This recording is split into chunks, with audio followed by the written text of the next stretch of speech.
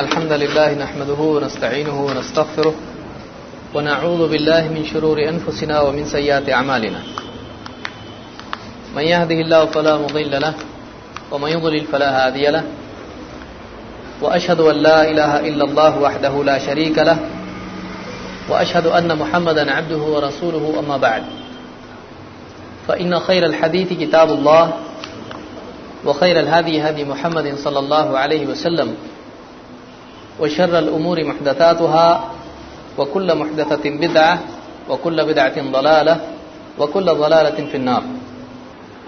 انسان کی گمراہی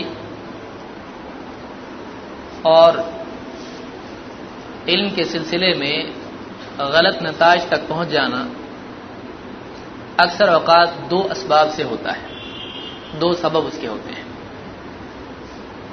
کہ ایک آدمی علم کے میدان میں اور حقیقت تک پہنچنے کے لیے جو کوشش کرتا ہے اس کوشش میں ناکامی اور گمراہی اور غلط انجام تک پہنچنے کے دو سبب عام طور سے ہوتے ہیں. ایک سبب ہوتا ہے کہ ایک انسان تک جو معلومات پہنچتی ہے اس میں حق کے ساتھ باطل، صحیح کے ساتھ غلط، معتبر کے ساتھ غیر معتبر ملا ہوا ہوتا ہے، اور باطل کو بھی انسان حق سمجھ کر اس کی بنیاد پر فیصلے کرتا ہے اور ایسی چیزیں ایجاد کرتا ہے جن کا دین سے کوئی تعلق نہیں ہوتا ہے. وہ بے دینی کو یا ایسی چیز کو جو اللہ اور اس کے رسول کی نہیں ہے، جو دین میں نہیں ہے، جو آتھینٹک نہیں ہے، ایسی چیز کو وہ آتھینٹک سمجھ لیتا ہے، معتبر سمجھ لیتا ہے اور اسی کی بنیاد پر فیصلہ کرتا ہے، اور نتیجہ یہ ہوتا ہے کہ آدمی غلط نتیجے پر پہنچ جاتا ہے. وہ غلط استنباط کرتا ہے، وہ غلط مسئلہ اخذ کرتا ہے، وہ غلط عقیدے تک پہنچ جاتا ہے. آپ کو دکھائی دے گا بہت سارے مسلمان جو آج غلط عقائد میں مبتلا ہیں یا فقہی مسائل میں غلط نتیجے پر پہنچے ہیں، غلط مسئلہ انہوں نے اخذ کیا ہے. بہت بڑی وجہ اس کی یہ ہے کہ آج مسلمانوں میں دین کے نام پر ایسی معلومات مشہور ہو چکی ہے، عام ہو چکی ہے، جو معتبر نہیں ہے، آتھینٹک نہیں ہے. دوسری وجہ یہ ہوتی ہے گمراہی کی اور غلطی کی کہ ایک انسان معتبر علم کو لیتا ہے اور اس میں غور و فکر کر کے غلط نتائج پر پہنچتا ہے، اس کی غلط سوچ کی وجہ سے یا اس کے غلط طریقے فکر کی وجہ سے. اس کو پرنسپلز نہیں معلوم ہوتے ہیں، اس کو اصول و ضوابط نہیں معلوم ہوتے ہیں، اور وہ قرآن کی آیات سے یا دوسرے جو بھی قرآن و سنت کے جو دلائل ہیں ان میں غور کر کے وہ معنی سمجھتا ہے جو اس آیت میں یا اس حدیث میں نہیں ہوتے ہیں، وہ کوئی اور ہی مطلب سمجھ لیتا ہے. بعض اوقات یہ غلطی کسی مسئلے میں غلطی ہوتی ہے اور بعض اوقات یہ غلطی سنگین ہو جاتی ہے، یہ غلطی غلط عقیدے تک لے جاتی ہے. تو بنیادی طور پر لوگوں میں علمی معاملے میں خطا یا ضلال، گمراہی، اس کے دو سبب ہوتے ہیں. ایک ایسا علم ان تک پہنچے جو معتبر نہ ہو اور اس کو معتبر سمجھ کے دین سمجھ لیں، اسی پر اپنے عقیدے اور عمل کی بنیاد رکھیں. دوسرے یہ کہ معتبر علم کا فہم ان کا بگڑ جائے، ان کی انڈرسٹینڈنگ خراب ہو جائے، وہ صحیح بات سے غلط مطلب اخذ کریں اور پھر خطا میں اور کبھی گمراہی ضلال میں مبتلا ہو جائیں. انکار حدیث دونوں کا دروازہ کھول دیتی ہے. ایسا کیسے؟ حدیثوں کا انکار ایک انسان کو قرآن کے وہ معنی لینے پر مجبور کرتا ہے جو قرآن میں نہیں ہے. ایک انسان آزاد ہو جاتا ہے کہ قرآن کریم کے جو چاہے معنی اخذ کرے، اور جو بھی اس فکر کا حامل ہے، جو بھی اندھوں میں کانا راجا جیسے کہا جاتا ہے، تو جو بھی ان میں بڑا جانکار سمجھا جائے قرآن کا، رسول کی بات کو چھوڑ کے اس کی باتوں کو حجت اور دلیل بنانے لگتے ہیں. یہی ہوتا ہے. جو حدیثوں کو نہیں مانتے ہیں ان کا کیا حال ہوتا ہے؟ وہ صرف قرآن کے ماننے والے ہوتے ہیں. یہ تو میں آگے آؤں گا کہ انکار حدیث سے پیدا ہونے والی مصیبتیں کیا ہیں. ایک آدمی بوند بوند سے بھاگے اور پرنالے کے نیچے جا کے کھڑا ہو جائے تو اس کی اتنی محنت کیا ہوئی؟ بیکار ہوئی نا. کہ قطروں سے بچ کے پرنالے کے نیچے جا کے کھڑا ہو گیا, پورا پانی اس کے اوپر ایک ساتھ آ گیا, سارے قطرے ایک ساتھ پرنالے سے اس کے اوپر آ گئے. تو انکار حدیث کی کوشش اور اس فکر کے نتائج میں ایک بڑی مصیبت یہ بھی ہوتی ہے کہ ایک انسان حدیث کو حجت نہیں مانتا ہے, دلیل نہیں مانتا ہے, اور سرے سے حدیثوں کا انکار کر دیتا ہے. اب اس کے بعد ہوتا کیا ہے؟ وہ کسی اور کو وہ مقام دے دیتا ہے جو اللہ کے نبی صلی اللہ علیہ وسلم کے لیے تھا. اب وہ کسی ایسے آدمی کی تشریحات کو دین کا مأخذ سمجھنے لگتا ہے جو کہ نبی بھی نہیں ہے, اور اس کی ہر بات کو کہ قرآن میں یہ آیت ہے اس کا یہ مطلب ہے, فلاں صاحب نے یہ سمجھایا ہے. تو اب کیا کرنے لگتا ہے؟ اس کے سمجھائے ہوئے کو دلیل ماننے لگتا ہے. تو نبی کی بات تو نہیں مانا, غیر نبی کی بات مانا. تو قرآن کے سمجھانے کے سلسلے میں نبی کو چھوڑ کے ایک غیر نبی کی بات اس کو ماننا پڑتا ہے. تو اس اعتبار سے ایک غیر معتبر چیز, ایک ایسی چیز جو شرعی حجت نہیں تھی, جس کو اللہ نے دلیل نہیں بنایا تھا, اس کو دلیل مان لینے کی وجہ سے اس کے افکار دین بن جاتے ہیں. ایک آدمی صحیح حدیث چھوڑ کے ضعیف حدیث لے کے عمل کر رہا ہے, اس کی بھی غلطی ہے. ایک آدمی جو ضعیف حدیث بھی نہیں, کسی اور ہی آدمی کی باتوں کو مان کے چل رہا ہے جو کسی حدیث پر بنیاد اس کی نہیں ہے. آپ بتائیے, تو ایک دم آزاد آدمی کو نبی کا مقام دے دینا ہے. اس کی ساری باتیں سمجھائی ہوئی, قرآن کا یہ مطلب, اس آیت کا یہ مطلب, جیسے وہ بتلا اس کو ماننا شروع کرتا ہے. انکار حدیث قرآن کی تحریف کا دروازہ کھولتی ہے. غور کریں ان الفاظ پر آپ کہ انکار کرنا حدیثوں کا قرآن کی تحریف کا دروازہ کھولتا ہے. اسی لیے آپ کو ملے گا کہ بہت سارے انکار کرنے والے حدیث کے نماز کے معنی دعا کے لینے شروع کر دیتے ہیں. اگر یہ تمہاری نماز کوئی نماز ہے, قرآن میں ایسی نماز نہیں ہے. تو نماز کیا ہے؟ بس نماز ڈکشنری میں ملے گی کیا ہے؟ ڈکشنری میں نماز کا صلاۃ کے کیا معنی ہے عربی زبان میں؟ دعا کے ہیں. صلاۃ کے معنی عربی زبان میں دعا کے ہیں. تو بس دعا اور صلاۃ ایک ہی ہے, بس دعا کر لینا کافی ہے. نماز چھوٹ گئی, نماز چھوٹ گئی. نماز کی بجائے دعا اب کیا ہو گئی؟ صلاۃ بن گئی. تو انکار حدیث ایک انسان کو غلط ماخذ کو حجت ماننے پر بھی مجبور کرتا ہے, اور انکار حدیث ایک انسان کو قرآن کے غلط معنی لینے پر بھی مجبور کرتا ہے. تو جو دو گمراہیاں, دو میں سے ایک میں اکثر آدمی پڑتا ہے, انکار حدیث میں دونوں کا دروازہ آدمی کھول لیتا ہے. یہ بہت بڑی مصیبت ہے.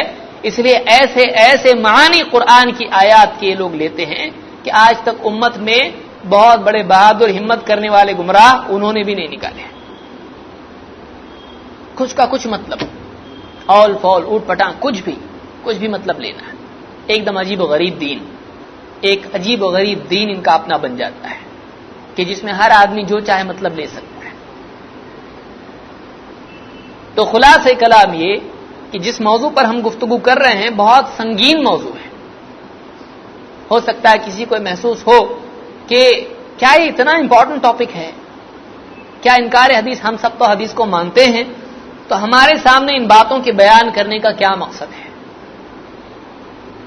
اس کا مقصد یہ ہے کہ ایک بہت بڑا فتنہ جو حدیث کے انکار کی طرف لے جاتا ہے تحقیق کے دور میں انسان کو, اس دور میں آ کے ہم حدیث کے اس انکار کے فتنے سے پہلے ہی سے بچنے کے لیے تیار ہو جائیں, ہمارے اندر اس فتنے سے بچنے کی استعداد پیدا ہو جائے.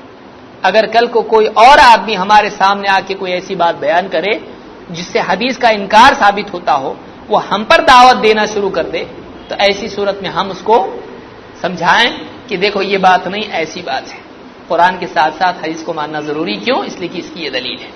پچھلے درس میں میں نے کچھ باتیں ذکر کی تھی, آج کے درس میں کچھ بچی ہوئی باتیں ذکر کر کے میں آگے کے حصے کی طرف جاؤں گا جس میں انکار حدیث کے اسباب کیا ہیں, کیوں ایک آدمی حدیث کے انکار کرنے پر مجبور ہوتا ہے؟ یہ بات ماننا لازم تھا مسلمانوں پر. تو اس کی کیا دلیلیں ہیں، یہ ایک ایک کر کے آپ کو جمع کرنا ہے تاکہ آپ اس کو یاد رکھ سکیں.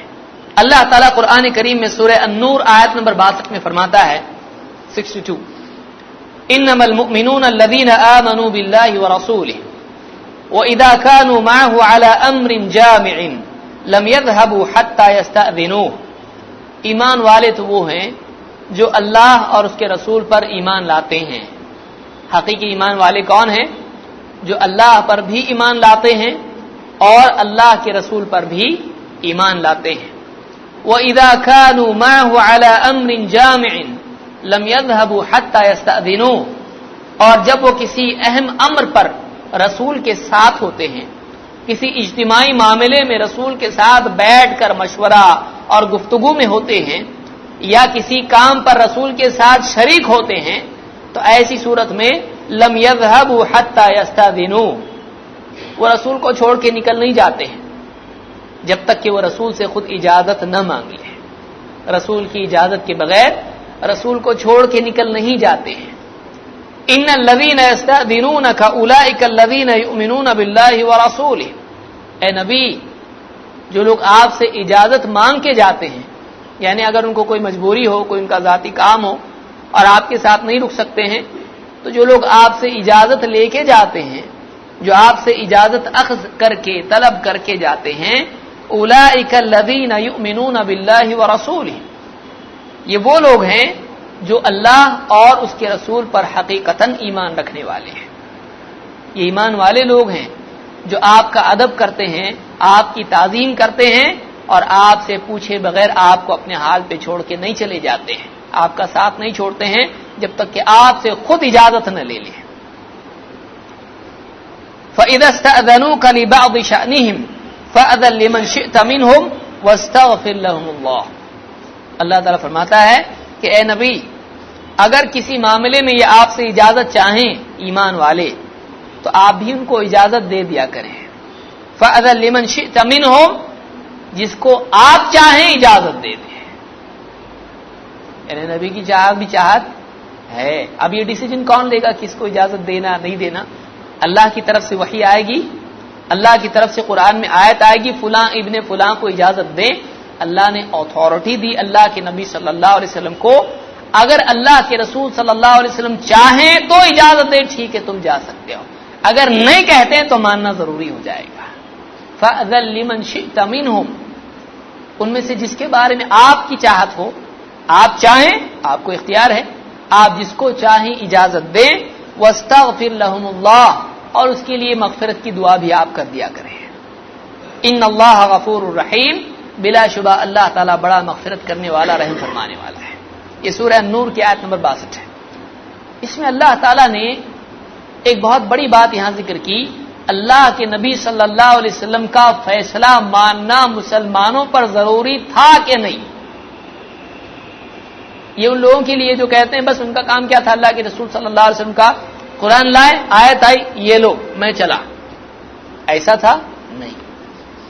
بلکہ اللہ کے نبی صلی اللہ علیہ وسلم کا معاملہ یہ تھا، آپ کی ذمہ داری یہ تھی کہ مسلمانوں کے معاملات میں آپ کو بیٹھ کے فیصلہ کرنا ضروری تھا، اور آپ کے ساتھ میں رہنے والے آپ کی اجازت کے بغیر کہیں جا نہیں سکتے تھے. ان کے لیے ضروری تھا کہ رسول سے اجازت چاہیں ہم جائیں، ہم جانا چاہتے ہیں، ہمارا مسئلہ ہے، ہم کچھ مصروفیت ہے، ہم جائیں کہ نہیں جائیں. رسول کا حکم ماننا ان پر ضروری تھا کہ نہیں تھا. رسول اللہ صلی اللہ علیہ وسلم کہیں جاؤ تو جا سکتے ہیں، کہیں نہیں جانا تو نہیں جا سکتے ہیں. تو اس سے یہ بات ثابت ہوئی، اور اس میں یہ بتایا گیا کہ جس کو آپ چاہیں، تو کس کے حوالے کیا گیا؟ رسول کے حوالے. تو ایک بات تو یہ ثابت ہوئی کہ اجازت کے سلسلے میں دینی امر میں رسول سے ہٹ کے جانے کے لیے رسول کی اجازت ضروری تھی. رسول کا حکم ماننا مسلمانوں پر ضروری تھا. جو لوگ کہتے ہیں صرف اللہ کی ماننا ہے، رسول کی بات کیا ہے، جو قرآن ہی میں آیا وہ ماننا ہے اور کیا ہے، تو ان لوگوں کے خلاف یہ بات ہے کہ رسول کی چاہت پر اللہ نے ڈالا، آپ چاہو تو چھوڑو نہیں تو مت چھوڑو، آپ کی چاہت، آپ کی مرضی، آپ جج کرو. یعنی رسول کا اجتہاد امت پر دلیل ہے کہ نہیں ہے. آپ سوچئے یہاں پہ کیا کیا باتیں سامنے آتی ہیں. کوئی آدمی رسول کے پاس آئے اور کہے کہ میں جانا چاہتا ہوں، اللہ نے رسول پر چھوڑ دیا، کیا کہا؟ فَأَذَن لِمَنْ شِئْتَ مِنْهُ، آپ جس کے بارے میں چاہیں، آپ کی چاہت ہے، جس کو چاہیں اجازت دیں۔ رسول سوچیں گے، اللہ کے رسول صلی اللہ علیہ وسلم سوچیں گے کہ اس آدمی کی یہاں ضرورت ہے نہیں ہے، اس کو چھوڑا جائے یا روکا جائے۔ آپ جج کریں گے، آپ اجتہاد کریں گے، آپ سوچیں گے کیا مناسب ہے، اس کا رکنا یا جانا، اس کو اجازت دینا نہیں دینا۔ آپ نے اجازت سوچا کہ اس کو اجازت دے دیں، ٹھیک ہے، اس کی ضرورت نہیں، اس کو چھوڑ دو، جانے دو، تو وہ چلا جائے۔ آپ نے سوچا کہ نہیں، اس کی ضرورت یہاں پر ہے، اس کو روکنا چاہیے، رک جاؤ، آپ کی بات ماننا اس پر لازم ہے کہ نہیں ہے؟ یہ ایمان سے جڑا ہوا معاملہ ہے کہ رسول کی اجازت کے بغیر نہیں جا سکتے، تو رسول کی بات کا ماننا ایمان والے پر لازم تھا۔ کن امور میں؟ صرف قرآن کی باتوں میں، رسول کے اپنے اجتہاد میں بھی ماننا ضروری تھا، ہے کہ نہیں؟ یعنی رسول نے خود اجتہاد کیا، کیونکہ رسولوں کو حکم ہوتا ہے اور رسولوں کو اختیار ہوتا ہے دینی امور میں، جب ان کے پاس واضح طور پر اللہ کا صریح حکم نہ آئے تو وہ اجتہاد کرتے ہیں۔ کیوں نہیں کرے بھائی؟ عام عالم اور مجتہد اور حاکم اور جج قاضی فیصلہ کرنے کے لیے اجتہاد کر سکتا ہے اور رسول نہیں کر سکتے ہیں، رسول پہ پابندی کیسے لگے گی؟ تو جب تک اللہ کی وحی نہ آئے رسول کو بھی اختیار ہوتا ہے کہ وہ اس مسئلے میں اجتہاد کریں۔ اب رسول کا اجتہاد دلیل ہے کہ نہیں ہے؟ رسول کی بات جو رسول نے خود سوچ کے کہی ہے ماننا ضروری ہے کہ نہیں ہے؟ اس آیت سے معلوم ہوا کہ رسول نے جو ججمنٹ لیا ہے وہ ایمان والوں کے لیے ماننا ضروری ہے۔ یہ تو انسان ہے، ان کی بات ہم کیوں مانیں؟ اللہ کا حکم آیا کہ قرآن میں ہم کو جانا نہیں جانا، نہیں آیا ہم جاتے ہیں، السلام علیکم، جا سکتے ہیں، اس کا ایمان خراب ہو جائے گا، کیونکہ اللہ نے کیا فرمایا؟ انما المؤمنون الذين آمنوا بالله ورسوله واذا كانوا على امر جامع واذا كانوا معه على امر جامع لم يذهبوا حتى يستأذنوا، معاملات میں رسول کے ساتھ جب بیٹھ کے فیصلوں میں رہیں یا کسی سفر میں یا کسی کام میں رہیں، رسول کی اجازت کے بغیر یہ جا نہیں سکتے ہیں، رسول کا ڈیسیجن ماننا لازم ہوگا۔ اور یہ بھی کیا ہے؟ وحی کے بغیر کی بات چل رہی ہے، کیوں؟ لمن شئت منہم بتایا جا رہا ہے کہ آپ جس کو چاہیں، اللہ نے رسول کے حوالے کر دیا۔ اس سے معلوم ہوا کہ وہ امور جن میں صراحتاً اللہ کی طرف سے وحی نہ آئی ہو اور اس میں رسول نے اپنی طرف سے فیصلہ کیا ہو، اپنی طرف سے اجتہاد کیا ہو، اس کا ماننا بھی ایمان والوں پر لازم تھا اور ہے قیامت تک۔ لیکن رسول اللہ صلی اللہ علیہ وسلم کی جتنے اجتہادات تھے ان کے بعد میں انشاءاللہ اس کو مستقلاً آگے ایک درس میں ذکر کروں گا، رسول کے اجتہاد کی حیثیت دین میں کیا ہے، اس کو مستقل ایک درس کی صورت میں انشاءاللہ ذکر کروں گا، اس لیے کہ ان کا یہ بھی ایک پٹاخہ ہے کہ تو رسول کا اجتہاد ہے، اللہ کا کلام چھوڑی، تو اس طرح سے رسول کو بے حیثیت کرنا نعوذ باللہ یہ بھی ان کا ایک حربہ ہے، کیا غلط فہمی کہیں اگر آپ بہت مہذب بات کرنا چاہیں تو۔ رسول اللہ صلی اللہ علیہ وسلم کی دینی معاملات میں ذاتی رائے اور آپ کی سوچ، کیونکہ اللہ کی طرف سے آپ کو بہترین سوچ اور صلاحیت دی گئی تھی، اللہ تعالیٰ نے آپ کو کتاب کے ساتھ ساتھ حکمت بھی عطا کی تھی، حکمت والے کی ماننا عقل مند کے اوپر کیا ہے؟ ضروری ہے، کامن سینس ہے۔ تو اللہ کے نبی صلی اللہ علیہ وسلم کی بات، آپ کا اجتہاد، آپ کا فیصلہ خود سوچ کے کیا ہوا اس زمانے میں مسلمان پر ماننا لازمی ساتھ سے ثابت ہوتا ہے۔ ایک بھی بات ہم ثابت کر دیں کہ قرآن کے سوا رسول کی ماننا لازم تھا، بات ثابت ہو گئی، ہوئی کہ نہیں؟ بتائیے، ایک بات ثابت ہو جائے تو پورا معاملہ کیس ثابت ہو جاتا ہے۔ ہمارے پاس اتنی ساری دلیلیں، لیکن یہ ایک بات ہی بتاتی ہے کہ اللہ کی طرف سے ابھی تک کوئی حکم نہیں آیا ہے، اللہ نے ایک رسول کو اختیار دے دیا، آپ کو صحیح لگتا ہے آپ اجازت دو، آپ کو صحیح نہیں لگتا آپ اجازت مت دو، رسول کے حوالے کیا کہ نہیں کیا؟ رسول کا ماننا ایمان والوں پہ لازم کیا کہ نہیں کیا؟ بس ختم ہو گئی، رسول کی حیثیت ہے، رسول کی بات ماننا ضروری ہے، اس سے ہی معلوم ہوا۔ اب بتائیے، اجازت کے معاملے میں رسول کی ماننا لازم، جاؤ کہ نہیں جاؤ؟ اور دین کے معاملات میں نہیں جس کے لیے رسول آئے ہیں، یعنی خالی اجازت کی حد تک کہ رسول کی ماننا ہے، باقی جو چاہے جی میں آئے کریں، ایسا ہو سکتا ہے؟ اب بتائیے کہ مسلمانوں کو اتنا پابند بنایا گیا کہ رسول کے سے ہٹ کر جانے کے لیے اجازت چاہیے۔ بتائیے دین کے معاملات میں نماز جو جی میں آئے پڑھو، روزہ جیسا جی میں آئے کرو، حج جو جی میں آئے جس طرح سے چاہے حج کرو، حلال و حرام جو جی میں آئے کرو، کیا آزاد چھوڑ دیا جائے گا؟ رسول کو دین سمجھایا نہیں گیا جو رسول سمجھائیں گے؟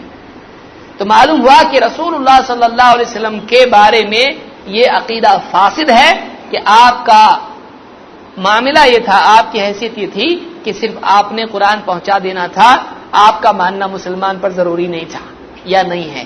یہ جہالت ہے، اس طرح کی سوچ جہالت ہے۔ اور آگے آئیے،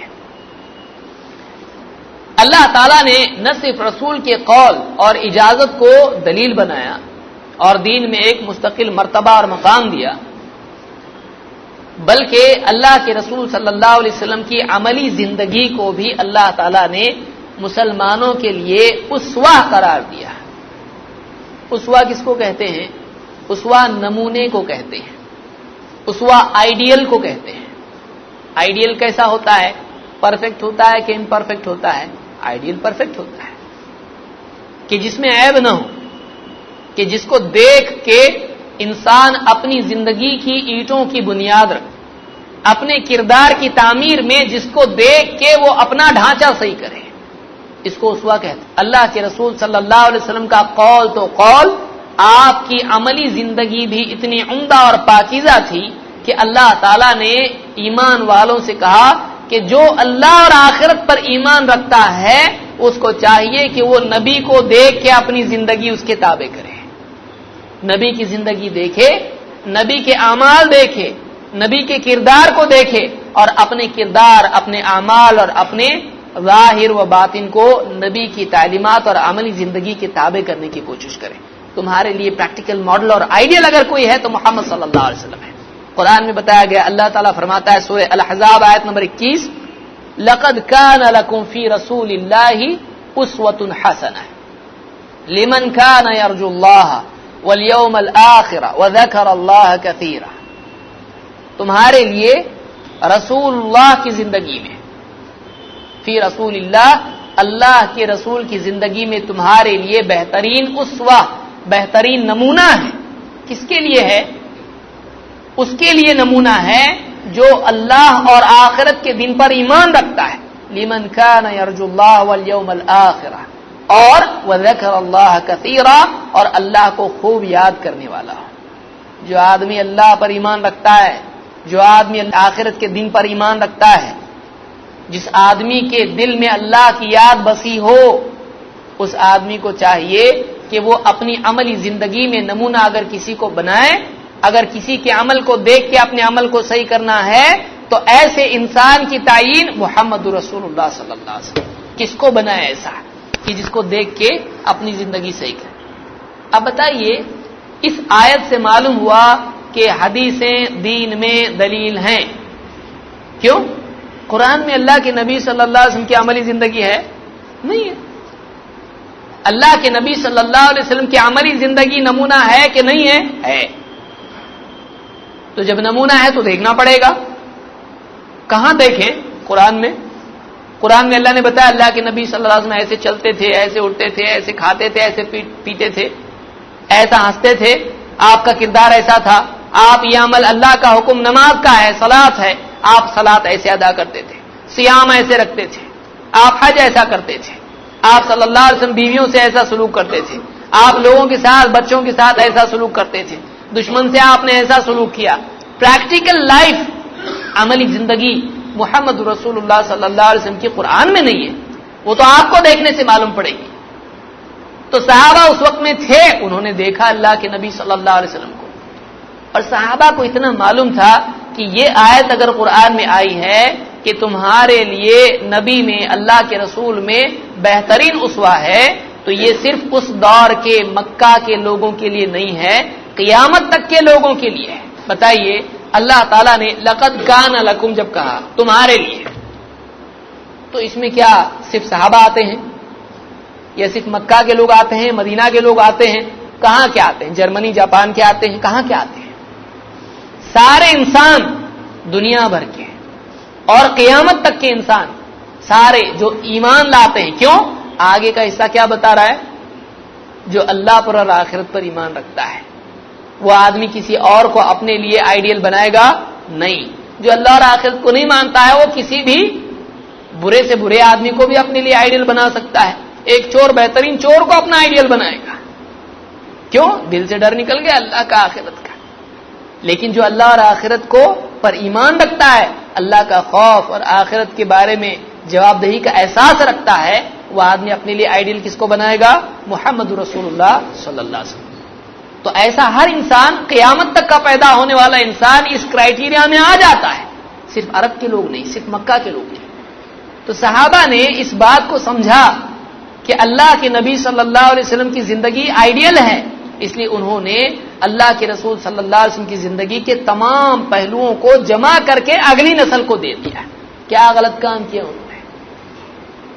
کوئی جاہل اگر یہ کہے اتنا کرنے کی کیا ضرورت تھی، خالی ایک قرآن کافی تھا نا اپنے لیے، یہ جاہل انسان ہے. کیوں؟ اس لیے کہ یہ کہاں سے لاؤ گے؟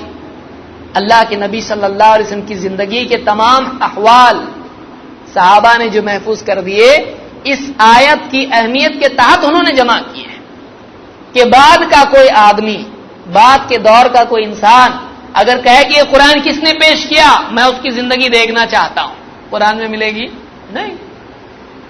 تو اس کی زندگی سامنے نہیں تو ہم نہیں مانیں گے. وہ معتبر تھا کہ نہیں کیسا معلوم ہم کو؟ تاریخ سے ایک بہترین انسان، اس کی زندگی کے سارے معاملات کو مٹا دینا کتنی بڑی سازش ہے، کتنی بڑی ناشکری ہے، کتنی بڑی دینی تحریف ہے کہ ایک بہترین انسان جس کو اللہ تعالیٰ نے آئیڈیل قرار دیا ہو، اس کی زندگی کے شب و روز، اس کی زندگی کے سفر و حضر، اس کی زندگی کے ادوار، دعوتی دور، غلبے کا دور، مغلوبیت کا دور، اس کے تمام معاملات کو تاریخ سے مٹا دیا جائے اور بے قیمت سمجھ کے چھوڑ دیا جائے. جہالت نہیں تو کیا ہے؟ جس کو اللہ تعالیٰ نے کہا کہ آئیڈیل ہے تمہارے لیے، تو کہاں ملے گا یہ آئیڈیل؟ قرآن میں ملتا ہے نہیں. اللہ کے نبی صلی اللہ علیہ وسلم کیسا کیا کرتے تھے یہ حدیث میں ملتا ہے. تو جب محمد صلی اللہ علیہ وسلم کی پریکٹیکل لائف آئیڈیل اور ماڈل ہمارے لیے ہے تو ضروری ہوا کہ ہم تلاش کریں کہ وہ ماڈل اور وہ آئیڈیل ہم کو کہاں پر سمجھ میں آئے گا. اس کے لیے ضرورت پیش آتی ہے کس چیز کی؟ حدیثوں کی. تو معلوم ہوا حدیثوں کی ضرورت دین میں ہے کہ نہیں ہے؟ ہے، حدیثوں کی ضرورت ہے. تو اسی لیے اس آیت سے بھی معلوم ہوتا ہے کہ محمد رسول اللہ صلی اللہ علیہ وسلم نے جو قرآن جو کا تم پہنچا دیا اس کا تسلیم کرنا بھی ضروری ہے آخرت میں کامیاب ہونے کے لیے. نمبر 2، جس قرآن کو پہنچا کے اس کو آپ نے عملاً کر دکھایا، اس پر عمل کر کے دکھایا اور اللہ کے بندوں میں بہترین بندے بن کر لوگوں کو بتایا، تو آپ کی زندگی کو دیکھنا اور آپ کی زندگی کو اپنے لیے دلیل بنانا یہ بھی ضروری ہے. تو قرآن کے ساتھ ساتھ اسوہ رسول بھی حجت ہونا کیا ہوا؟ ثابت ہوا. اور اسوہ رسول معلوم ہوتا ہے کہاں سے؟ اس کا سورس آف انفارمیشن کیا ہے؟ کہاں سے معلوم پڑے گا اسوہ رسول؟ اللہ کے نبی صلی اللہ علیہ وسلم کی حدیث سے معلوم پڑے گا. تو حدیث بھی دلیل ہے، اس آیت سے ثابت ہوتا ہے. اور آئیے آگے، اللہ تعالیٰ نے حلال حرام اور تعلیمات اور بہت ساری چیزوں کی نسبت نبی کی طرف کی تاکہ بعد میں آنے والوں کو معلوم ہو کہ اس نبی نے جس کو حلال بتایا اس کو حلال ماننا ضروری ہے، اس نبی نے جس کو حرام بتایا اس کو حرام ماننا ضروری ہے. اور بھی باتیں ہیں. اور پھر قرآن کا نمبر آتا ہے. قرآن بھی اللہ نے ذکر کیا، تفریق کر کے بتلایا. دیکھیے مثال کے طور پر اللہ تعالیٰ سورہ الاعراف آیت نمبر 157 میں فرماتا ہے الذین یتبعون الرسول النبی الامی، وہ لوگ جو پیروی کرتے ہیں، جو اتباع کرتے ہیں، جو فالو کرتے ہیں کس کو؟ الرسول النبی الامی، اس رسول کو کی اتباع کرتے ہیں، اس رسول کی، اس نبی کی جو کہ امی ہے، جو نبی امی ہے، پڑھا لکھا نہیں ہے، ان پڑھ ہے، جن کو لکھنا پڑھنا نہیں آتا ہے، اس رسول کی اتباع کرتے ہیں. الذی یجدونہ مکتوبا عندہم فی التوراۃ والانجیل، جس کا تذکرہ وہ لکھا ہوا پاتے ہیں اپنے پاس تورات میں بھی اور انجیل میں بھی ہے. یعنی اس رسول کا تذکرہ کہاں کہاں آیا ہے؟ تورات میں بھی آیا ہے، انجیل میں بھی آیا ہے. یأمرہم بالمعروف وینہاہم عن المنکر، یہ رسول ان کو بھلی باتوں کی تاکید کرتا ہے، معروف کا امر کرتا ہے اور برائیوں سے منع کرتا ہے. اچھائیوں کی تاکید کرتا ہے، اچھائیوں کا حکم دیتا ہے اور برائیوں سے منع کرتا ہے. کون؟ رسول. اور وَيُحِلُّ لَهُمُ الطَّيِّبَاتِ، اور پاک چیزیں، عمدہ چیزیں، حلال چیزیں ان کے لیے حلال ٹھہراتا ہے. وَيُحَرِّمُ عَلَيْهِمُ الْخَبَائِثَ، اور گندی چیزیں، ناپاک چیزیں، خبیث چیزیں ان کے لیے حرام قرار دیتا ہے. کون؟ رسول. بھلائی کا حکم دیتا ہے، برائی سے منع کرتا ہے اور پاک چیزوں کو حلال کرتا ہے اور خبیث چیزوں کو حرام قرار دیتا ہے. کون؟ رسول. وَيَضَعُ عَنْهُمْ إِصْرَهُمْ وَالْأَغْلَالَ الَّتِي كَانَتْ عَلَيْهِمْ، اور ان پر جو بوجھ تھے، پچھلی شریعتوں میں سختی تھی، ان پر جو بوجھ تھے اور ان کے گلوں میں جو طوق پڑے ہوئے تھے ان کو نکال ڈالتا ہے. کون؟ یہ رسول.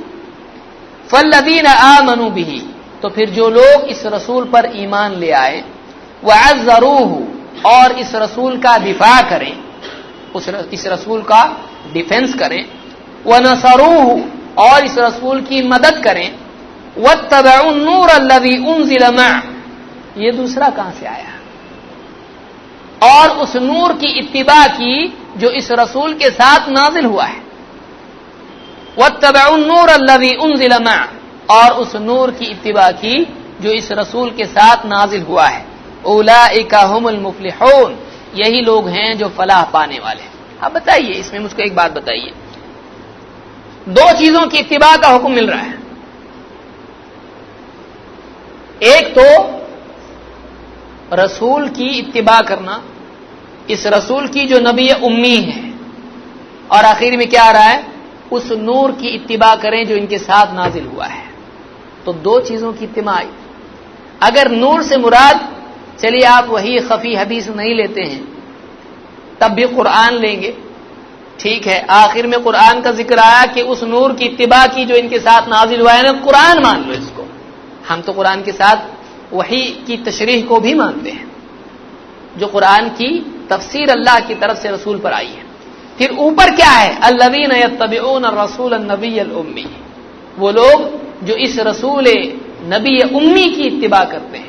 تو معلوم ہوا نور کی جو قرآن آیا ہے اس کی اتباع بھی کرنا ہے اور اس رسول کی جو نبی امی ہے اس کی بھی اتباع کرنا ہے. تو اس آیت سے اللہ کے نبی صلی اللہ علیہ وسلم کی اتباع کرنا لازم قرار پاتا ہے. اور یہاں پر اللہ نے حلال و حرام کی نسبت رسول کی طرف کی تاکہ کوئی آدمی بعد میں تفریق نہ کرے، بھائی قرآن میں آیا وہی حلال، قرآن میں آیا وہی حرام. نہیں، یہ رسول جس کو حرام کہتا ہے حرام ہے، یہ رسول جس کو حلال کہتا ہے حلال ہے. یا یہ رسول جس چیز کا حکم دیتا ہے اس کو ماننا ضروری ہے، یہ رسول جس سے منع کرتا ہے اس سے رکنا ضروری ہے. یہ نہیں کہ یہ رسول قرآن کا جو حلال کرے گا اس کو حلال، تو رسول کا ذکر کرنے کی ضرورت کیا ہے؟ قرآن ہی مانو نہ خالی. یہاں اللہ نے جب قرآن میں عجیب بات یہ ہے کہ جو لوگ انکار حدیث کی بیماری میں مبتلا ہوتے ہیں وہ کہتے ہیں قرآن ماننا ہے اور کچھ نہیں، رسول بھی نہیں. اچھا، تو ہم جب کہتے ہیں قرآن میں اس آیت میں بتایا گیا ہے کہ رسول کی اتباع کریں اور اس نور کی اتباع کریں، وہ کہتے ہیں رسول کی اتباع کرنا بھی اس نور کی اتباع میں، آپ کو کیوں مانے؟ خالی قرآن کو مانیں گے. یعنی جب ہم قرآن کے ساتھ نبی کی بات کو منواتے ہیں تو کہتے ہیں نبی کی نہیں، صرف قرآن کی. اور جب قرآن کی یہ آیات ان میں سے ہم نبی کے بارے میں بتلاتے ہیں کہ نبی کی ماننا ہے تو کہتے ہیں نہیں، اس کا یہ مطلب ہے، تو آپ کی کیوں مانے ہم؟ آپ کی نہیں، نبی کی اور قرآن کی. سمجھ میں آ رہی بات؟ یعنی وہ نبی کو ہٹا کے خود اپنی تشریح کو رکھتا ہے کہ نہیں رکھتا ہے، اس کو بھی تو آپ کہو آپ کی کیوں مانوں میں؟ قرآن میں نبی بھی آ رہا ہے اور نور بھی آ رہا ہے. آپ کہیں نبی نور ایک ہے، آپ کی بات کیوں مانوں؟ قرآن کی بس. سمجھ میں آ رہی بات؟ آپ کی تشریح میں نہیں مانوں گا، میں صرف قرآن کی بات مانوں گا، اور قرآن نے نبی اور نور دو بتایا ہے، تو ہم دو کو مانیں گے. آپ ایک کہہ رہے ہو، آپ کی نہیں، قرآن کی. تو اگر وہ قرآن کی راہ سے بھی آئے اور کہ قرآن کے سوا کچھ نہیں ماننا ہے، تو قرآن پہلے مرحلے میں بتا دیتا قرآن کے ساتھ نبی کی بھی ماننا ہے. ہاں تیری نہیں ماننا ہے. یہ کیا کر رہا ہے؟ نبی کو ہٹا کے میری مانو، میں جیسا سمجھا رہا ہوں قرآن سمجھو. آپ کی کیوں مانے ہم؟ نبی کی کیوں نہیں مانے ہم؟ آپ کی تشریح مانے اور نبی کی نہیں مانے، اس سے بڑھ کے اندھاپن کیا ہو سکتا ہے؟ آپ کے سر پہ قرآن نازل ہوا ہے، آپ 1400 سال بعد آ کے ہم کو قرآن سمجھاؤ، آپ کی تشریح ہم مان لیں.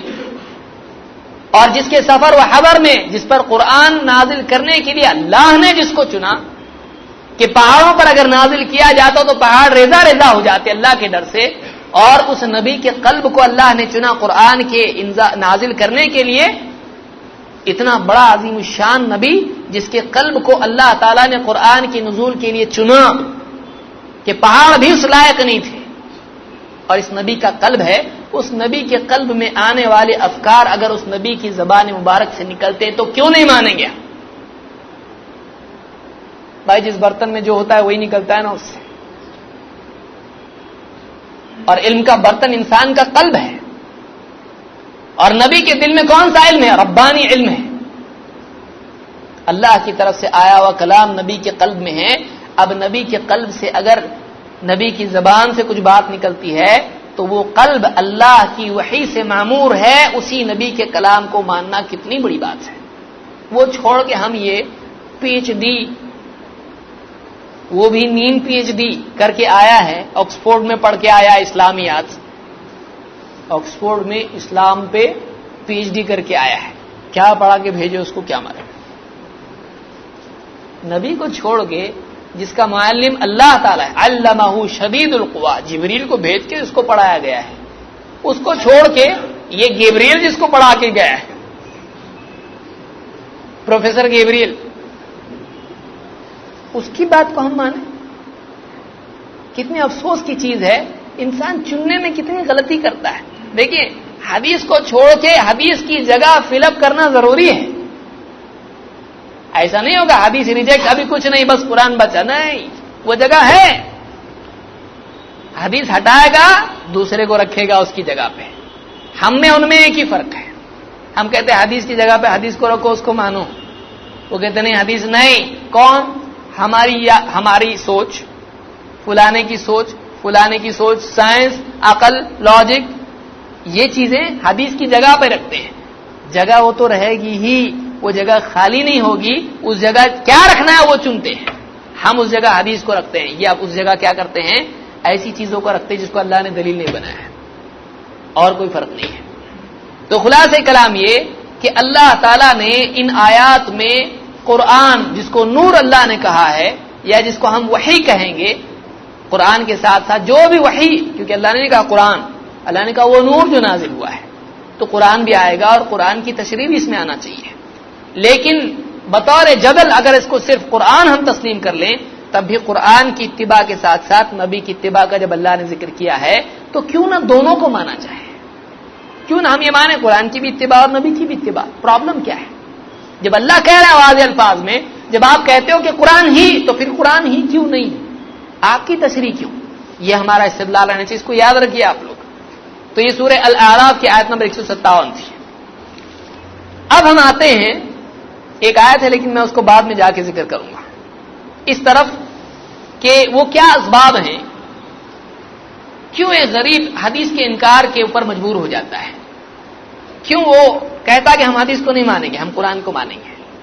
اس کے پاس بھی کچھ علمی دلائل ہیں. کیا؟ میرا شروع کا مقدمہ آپ یاد رکھیں. سوچ میں بگاڑ آتا ہے نصوص کے غلط فہم کی وجہ سے اکثر، یا ان چیزوں کو دلیل مان لینے کی وجہ سے جن کی شریعت میں کوئی دلیل کی حیثیت نہیں ہے. آئیے دیکھتے ہیں ان دونوں بیماریوں میں منکرین حدیث مبتلا ہیں کہ نہیں ہیں. ان کے اسباب کیا ہیں، کیوں نہیں مانتے حدیث کو؟ نمبر 1 غلط فہمی. وہ کہتے ہیں اللہ نے قرآن کی حفاظت کا ذمہ لیا ہے، حدیث کی حفاظت کا ذمہ نہیں لیا ہے. مثلا قرآن کی آیت پیش کرتے ہیں. اب ہم آئیں گے کہ جو پیارے پیارے جملے آپ کو سننے ملتے ہیں. جو بیچارہ ملا نہیں منکرین حدیث سے تو بولے گا یہ اپنے کام کا درس نہیں دکھتا ہے. لیکن جو آدمی ملا ہے ایسے لوگوں سے, اس کو یاد آ رہا ہوگا, ہاں فلاں دن مجھ کو ملا تھا جمعہ کی نماز کے بعد ایک ایسی بول رہا تھا, فلاں مجھ کو ملا تھا ہاں ٹرین میں, وہ اس سے ایسی بات میں تو اس سے ہی بات سننے میں آئی. تو یہ ان کی باتیں ہیں عام طور سے. نمبر 1 وہ کہتے ہیں قرآن کی حفاظت کا اللہ نے ذمہ لیا ہے, حدیث کی حفاظت کا اللہ تعالیٰ نے ذمہ نہیں لیا ہے. اللہ تعالیٰ قرآن کریم میں دلیل قرآن سے ہے, سورہ الحجر آیت نمبر 9. اللہ تعالیٰ نے فرمایا انا نحن نزلنا الذکر وانا له لحافظون, انا نحن نزلنا الذکر وانا له لحافظون, ہم ہی نے اس نصیحت کو, اس ذکر کو, یاد دہانی کو نازل کیا ہے اور ہم ہی اس کے محافظ ہیں. یہاں ذکر سے مراد کیا ہے؟ قرآن کریم ہے. اس لیے کہ ابن الجوزی رحمۃ اللہ علیہ فرماتے ہیں یہاں ذکر سے مراد تمام مفسرین کے نزدیک, ذکر سے مراد یہاں پر کیا ہے؟ تمام مفسرین کے نزدیک قرآن ہے. اپنی تفسیر زاد المسیر میں ابن الجوزی کہتے ہیں انا نحن نزلنا الذکر وانا له لحافظون, کہ اس ذکر کو, اس قرآن کو ہم ہی نے نازل کیا ہے اور ہم ہی اس کے محافظ ہیں. تو یہ کہتے ہیں کہ دیکھو یہاں پہ اللہ نے قرآن کی حفاظت کا ذمہ لیا ہے اور اللہ تعالیٰ نے حدیث کی حفاظت کا ذمہ نہیں لیا ہے. تو اس کا مطلب حدیث غیر محفوظ ہے. ہمارا کہنا یہاں پر یہ ہے کہ اس آیت میں اللہ تعالیٰ نے حدیث کی حفاظت کا ذمہ نہیں لیا ہے یا حدیث محفوظ نہیں رہے گی, اس طرح سے نہیں ہے. یہاں پر قرآن کی حفاظت کا ذکر ہے, یہاں نبی کی حفاظت کا ذکر ہے, ہم نبی کی حفاظت کریں گے نہیں. دوسری جگہ اللہ نے ذکر کیا ہے واللہ یعصمک من الناس, اللہ آپ کو لوگوں سے بچائے گا. تو صرف اس آیت سے استدلال کرنا کہ حدیث محفوظ نہیں ہی رہے گی یہ ضروری لازمی نہیں آتا ہے. دوسری بات, قرآن کی حفاظت کا لازمی تقاضا یہ ہے کہ حدیث محفوظ رہے. کیوں؟ کیونکہ قرآن کو یہاں پر اللہ نے کیا فرمایا؟ یہ نصیحت کی کتاب ہے. انا نحن نزلنا الذکر, اس کو یاد رکھیے جو میں کہہ رہا ہوں, ہم نے اس نصیحت کو نازل کیا ہے اور ہم ہی اس کے محافظ ہیں. بلا شبہ قرآن قیامت تک کیا رہے گا؟ محفوظ رہے گا, لفظاً لفظاً محفوظ رہے گا. قرآن بالمعنی روایت نہیں ہوا ہے. قرآن کیسا روایت ہوا ہے؟ لفظاً لفظاً. قرآن میں آسمان سے جو الفاظ نازل ہوئے انہی الفاظ کے ساتھ اس کو لکھا گیا ہے, یہ تو صحیح ہے. لیکن حدیث کا معاملہ ایسا نہیں تھا. حدیث صحابہ سنتے تھے اور اس بات کو جو اللہ کے نبی صلی اللہ علیہ وسلم کی مجلس میں ہوتی تھی, بعض صحابہ ایگزیکٹلی لفظ بلفظ لوگوں تک پہنچاتے تھے اور بعض صحابہ اس بات کو مختصر طور پر بیان کرتے تھے, کوئی تفصیلی طور پر بیان کرتا تھا, کوئی اس میں اپنی طرف سے وضاحت کی بات بھی بیان کرتا تھا, اس کا پس منظر بھی بیان کرتا تھا. اسی لیے ایک روایت الگ الگ صحابہ جب بیان کرتے تھے تو ان کے الفاظ میں کمی زیادتی ہوتی تھی, جس کو تحریف نہیں کہتے ہیں, تفصیل اور اختصار کہتے ہیں. مثلا ابھی ایک آدمی یہاں پر مشورے سے طے کر کے باہر کھڑا کیا جائے اور کہا جائے بتائیے آپ لوگوں میں کس کی یادداشت اچھی ہے؟ 5 لوگوں نے ہاتھ اوپر کیا, ٹھیک ہے, یہ میموری والے لوگ ہیں. آپ ایک کام کیجئے, باہر جائیے اور وہ آدمی کاغذ اور پین لے کے بیٹھا ہے, ابھی ہے نہیں, میں کہہ رہا ہوں بطور مثال, وہ آپ سے پوچھے گا درس میں کیا ہوا, درس میں کیا کہا گیا, آپ کی یادداشت اچھی ہے نا؟ ہاں.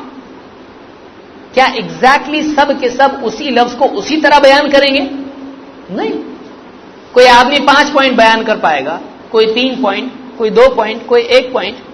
کوئی آدمی ایک بات کو ایگزیکٹلی جو جملہ میں نے کہا ہے, جو سینٹنس میں نے کہا ہے, ایگزیکٹلی کوٹ کرے گا, اور کوئی وہی بات کہے گا لیکن الفاظ کم زیادہ ہو سکتے ہیں, لیکن بات وہی سمجھ میں آتی ہے. تو اس اعتبار سے ایک انسان کا کلام ایک انسان سن کے جب نقل کرتا ہے اور وہ انسان سچا اور یادداشت والا ہوتا ہے تو تو اس بات کو تو نقل کر دیتا ہے، لیکن ضروری نہیں ہوتا کہ ایگزیکٹلی اسی لفظ سے بیان کرے. اور یہ عام انسانوں کی زندگی میں ہوتا ہے، اس سے کوئی پرابلم نہیں آتا ہے. آدمی کہتا ہے چچا صاحب نے آپ سے ایسا کہا ہے کرنے کے لیے، ایگزیکٹلی کوٹ کرتا ہے؟ نہیں. آفس میں باس نے ایسا کہا ہے کہ کل تک یہ ہو جانا چاہیے، ایگزیکٹلی کوٹ کرتا ہے؟ نہیں. کتنی دنیا بھر کی باتیں انسانوں میں ہوتی ہے، وہ بالمعنی نقل ہوتی ہے. اس کو یاد رکھیے، سمجھیے. وہ بالمعنی یعنی اس کا میننگ جو بات ہوتی ہے، اس کا مغز جو ہے وہ نقل ہوتا ہے. ضروری نہیں کہ ہر آدمی ایگزیکٹلی لفظ بیان کرے، لیکن زندگی کا نظام چلتا رہتا ہے. سب ایک دوسرے کو جھوٹا ایسا بولتے ہیں؟ نہیں بولتے ہیں، بلکہ سب ایک دوسرے کو سچا مانتے ہیں. اگر آپ کے پاس کوئی آدمی آ کے کہے کیا آپ نے ایسا کہا تھا، آپ کہیں گے ہاں کہا تھا میں نے، چاہے وہ لفظ ایگزیکٹلی آپ کے کوٹ نہ کرے. کیونکہ اگر آپ کی بات میں جو بات سامنے آ رہی ہے، اگر آپ نے وہی کہا ہے تو چاہے اس سے ایک لفظ کم زیادہ ہو جائے، وہ 4 سینٹنسز کو ایک سینٹنس میں کہے یا ایک کو 4 میں، تو آپ کو کوئی ٹینشن آتا ہے؟ نہیں، کیونکہ آپ کہتے ہیں ہاں اس کا نتیجہ یہی نکلتا ہے، میں نے ایسے ہی کہا تھا. ہے کہ نہیں؟ زندگی میں ایسے ہی چلتا ہے. تو قرآن کے الفاظ ہو بہو بعینی ہی محفوظ رہیں گے قیامت تک. اللہ تعالیٰ نے اس کا ذمہ لیا ہے. اور حدیث کا معاملہ ایسا تھا نہیں. لیکن قرآن کی حفاظت کا لازمی تقاضا یہ ہے کہ قرآن کا فہم بھی محفوظ رہے. اب بتائیے، قرآن کریم جب نازل ہوا تو کیا وہ قرآن خانی کے لیے نازل ہوا کہ بھائی سب کے سب امت کے اوپر ذمہ داری آئی کہ روزانہ عربی میں کیا کریں، صرف پڑھتے رہیں، کچھ سمجھے نہیں، اس لیے نازل ہوا قرآن؟ نہیں. کہ قرآن تلاوت کے لیے نازل نہیں ہوا ہے. قرآن اس لیے نازل ہوا ہے کہ اس سے عقیدہ اخذ کیا جائے، اس سے زندگی کے معاملات میں عبادات کے مسائل اخذ کیے جائیں، اس سے اخلاقی تعلیمات اخذ کی جائیں، اس سے شریعت کے معاملات اخذ کیے جائیں، اس سے قاضی فیصلہ کرے لوگوں کے اختلافات میں، جائیداد کے مسائل میں، نکاح کے مسائل میں، اور سزاؤں کے مسائل میں، اور کیا کچھ نہیں ہے. قرآن کی ان آیات کے سلسلے میں مقصود صرف تلاوت نہیں ہے. اب اللہ کے نبی صلی اللہ علیہ وسلم پر یہ آیات نازل ہوئی اور آپ کو ان آیات کے بارے میں سمجھایا گیا کہ ان کا میننگ کیا ہے. وَأَنزَلَ اللَّهُ عَلَيْكَ الْكِتَابَ وَالْحِكْمَةَ وَعَلَّمَكَ مَا لَمْ تَكُنْ تَعْلَمُ. اے نبی، اللہ نے آپ پر کتاب اور حکمت نازل کی ہے. کتاب بھی نازل کی اور حکمت بھی نازل کی، اور آپ کو وہ کچھ سکھایا جو آپ نہیں جانتے تھے. تو نبی کو اللہ نے قرآن کے سوا حکمت بھی سکھائی کہ نہیں سکھائی؟ پھر نبی صلی اللہ علیہ وسلم نے جو اپنی زندگی میں اس قرآن کو سمجھایا، اس پر عمل کر کے دکھلایا، اور اپنے معاشرے میں اس احکام کی، قرآن کے ان احکام کی عملی تنفیذ کی، کیا وہ دلیل نہیں بنے گا وہ سب چھوڑ کے خالی آیات لینا ہے؟ تو قرآن کے ساتھ ساتھ ضروری ہے، لازم ہے کہ قرآن کے معنی کی بھی حفاظت ہو. تو قرآن کی حفاظت میں اپنے آپ قرآن کے مفہوم کی حفاظت آ جاتی ہے. سمجھ میں آ رہی کہ نہیں بات؟ اگر قرآن اس لیے آتا کہ امتی سب کے سب صرف قرآن پڑھتے رہیں، نہ سمجھیں، صرف عربی کی تلاوت کریں سارے کے سارے، اس کو سمجھے نہیں، تب تو یہ بات کوئی مسئلہ نہیں تھا. بس قرآن محفوظ ہے، پڑھتے رہو، جتنے الفاظ اس زمانے میں تھے آج بھی اتنے ہی ہیں، پڑھتے رہو. لیکن قرآن اس لیے نہیں آیا ہے. قرآن پڑھنے کے ساتھ ساتھ سمجھنے اور عمل کرنے کے لیے آیا ہے. تو سمجھنے کے لیے اور عمل کرنے کے لیے نبی کی تشریح جب اس دور میں ضروری تھی تو قیامت تک ضروری ہے کہ نہیں ہے؟ جب ضروری ہے تو ایک قوم کو دے دے اللہ، دوسروں کو محروم کر دے اس سے. اب بتائیے قرآن کی حفاظت کا فائدہ کیا ہوا؟ تو اللہ تعالیٰ کا دین اس دور میں تھا، بعد میں باقی نہیں رہا، یہ مطلب نکلے گا کہ نہیں نکلے گا؟ تو قرآن کی آیات کی حفاظت کا لازمی تقاضا ہے کہ قرآن کے معنی، قرآن کی تفسیر اور قرآن کی آیات کا عملی انطباق بھی، پریکٹیکل اپلیکیشن بھی محفوظ رہے، جو حدیث کی صورت میں آج ہمارے سامنے ہے اور محفوظ ہے. فرق صرف اتنا ہے کہ قرآن کی آیات کے اندر تحریف کرنے سے لوگوں کو روک دیا گیا، قیامت تک کے نہیں کر سکیں گے. اللہ تعالیٰ نے بعینی ہی اس کی حفاظت کی ہے، جو کا توں قرآن آج بھی باقی ہے. لیکن چونکہ حدیث زبان در زبان نقل ہوتی تھی، لوگوں نے اس میں ملایا، تو پھر اللہ نے ایسوں کو پیدا کیا کہ جنہوں نے ملائے ہوئے کو الگ کر دیا۔ اب بتائیے قرآن کی حفاظت کا کیا یہ مطلب ہے کہ کوئی آدمی اس میں کچھ لکھنا چاہ رہا اپنی طرف سے لکھ ہی نہیں سکتا ہے، قلم ہی نہیں چل رہا، ایسا ہے؟ کئی پرنٹنگ مسٹیک ہوتے ہیں قرآن کے سلسلے میں، مولوی صاحب بولتے تھے کہ یہاں سے نقطہ غائب ہے، پڑھتے پڑھتے کسی کو آ جاتا ہے دیکھو یہاں پہ کچھ تو مسٹیک ہوئی ہے۔ کیوں؟ اس لیے کہ قرآن کتابت سے ہوتا ہے اور کاتب کی غلطی ہو سکتی ہے کہ نہیں ہو سکتی ہے؟ تو کیا کوئی یہ کہہ سکتا ہو دیکھو قرآن میں نقطہ غائب ہو گیا، قرآن محفوظ نہیں رہا؟ کوئی کہہ سکتا ہے؟ یا امام صاحب پڑھنے میں تراویح میں آیت غلط پڑھ لیں یا آیتیں چھوڑ دیں تو کوئی آدمی اس کو ہارٹ اٹیک آ جائے، کیوں؟ قرآن محفوظ نہیں رہا، امام صاحب نے غلط پڑھ لی ہے۔ پیچھے سے لقمہ دینے والا لقمہ دیتا ہے، کیوں؟ وہ غلط پڑے گا، پکڑنے والا تو حفاظت اس کو بھی کہتے ہیں کہ نہیں کہتے؟ یعنی کوئی غلطی کرنے والا غلطی کرے گا لیکن وہ غلطی باقی رہے گی۔ اب سب نے امام صاحب سے جو غلط سنا تھا تراویح میں، پوری دنیا میں اس کو کیا کر دیا گیا فیمس، اور سب وہی ماننے لگے، ایسا ہوتا ہے؟ نہیں، بلکہ ایک غلطی کرتا ہے قرآن کے پڑھنے میں یا کتابت میں تو باقی لاکھوں ہزاروں لوگ ہوتے ہیں جو اس غلطی کو پکڑ کے اس کو درست کرتے ہیں اور ایکچوئل ٹیکسٹ پھر بھی باقی رہتا ہے۔ صحیح ہے؟ تو اگر یہی حدیث میں ہو تو پرابلم کیا ہے کہ کوئی آدمی جھوٹی حدیث پھیلا دے؟ ٹھیک ہے، اب پکڑنے والے پکڑ لیے اس کو، کہاں سے لایا؟ حدثنا حدثنا حدثنا، بتاؤ۔ اب وہ جھوٹا ثابت ہو گیا یا وہ ایسا آدمی ثابت ہو گیا جس پر اعتبار نہیں کر سکتے، اس کی حدیث کو چھوڑ دیا گیا، تو غلطی کو پکڑ لیا جائے تو بھی اس کو حفاظت کہتے ہیں۔ اس کو سمجھیے آپ، غلطی ہو جانے سے محفوظ نہیں رہا، ایسا نہیں ہوتا ہے۔ غلطی کے باقی رہ جانے سے اور اس کا سب میں پھیل جانے سے پھر جو تبدیلی آ جاتی ہے، پھر کہا جاتا ہے کہ اب محفوظ نہیں رہا۔ کیوں؟ غلطی جم گئی، حدیث میں غلطی جمی نہیں، اس کو پکڑنے والوں نے پکڑا ہے۔ تو آج بھی اگر پیمانہ ختم ہو جائے تحقیق کا، جیسا کہ پچھلی کتابوں میں ہوا، پیمانہ ہی ختم ہو گیا۔ آج انسان کی تشریح اور رب کا کلام، تورات ہو، زبور ہو، انجیل ہو، اس میں جو انسان کی کلمات، جو انسان نے اپنی عقل سے جو سوچ سوچ کے ٹھونس دیا اس کتاب میں، آج کوئی پیمانہ اور ذریعہ ان کے پاس نہیں رہا کہ دونوں میں فرق کر سکے۔ اس لیے اب کیا ہو گیا؟